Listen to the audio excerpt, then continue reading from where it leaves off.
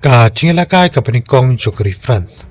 Kalong la shibit shteng senya hakapor crash teng mistep. Hakapakari France kan mi badan. Banyak kunya ka cingelakai ka penikong haka cingelakai juga FIFA World Cup jok senam Asia Trio Persia ya ka Senegal. Kari France kadani ki relakai ki bagian sai haka. Kumukila ni bapie.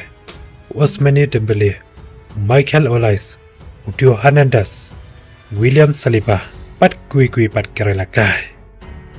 Ka Senegal kadani keralakai ke bagian sai kamu Sadio Mane, Ukoli Bali, Nicolas Jackson, Matar Sarr, Edouard Mendy, Ismaila Sarr, Udiaye, Gana Gueye, pada Moussa Nikhati. Ini kiri keralakai ke bapau juga Senegal. Kadba kari Argentina. Kabadika ladu hak jelaka juga FIFA World Cup juga senam arajar par.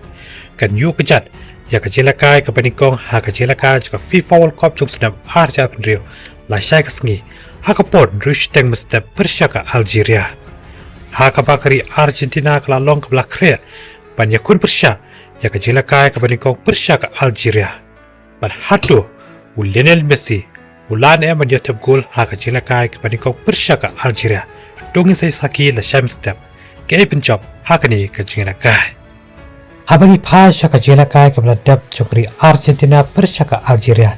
Kilai kendu haka jelakai paralog haka santrik jokna jun jok senam arjar nyo. Haka paka Algeria kelala bentamnya kri Argentina haka kelas dap da argo lakawai. Henry haka jelakai joka kelamian kri Argentina kelala benjobno yaka Algeria hak ni ka jelakai paralog da saugo lalai.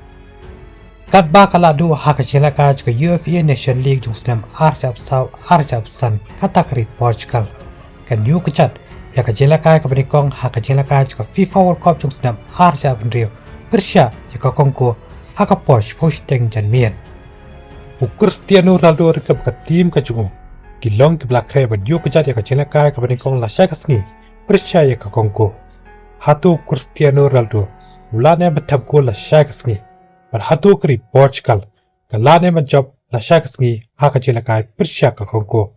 Dongen se pe lasyak sengi ke ek banja ya keri Portugal. Dongen se syapat, agi wepa ki kubor ki ban sawat. Kublesh buat.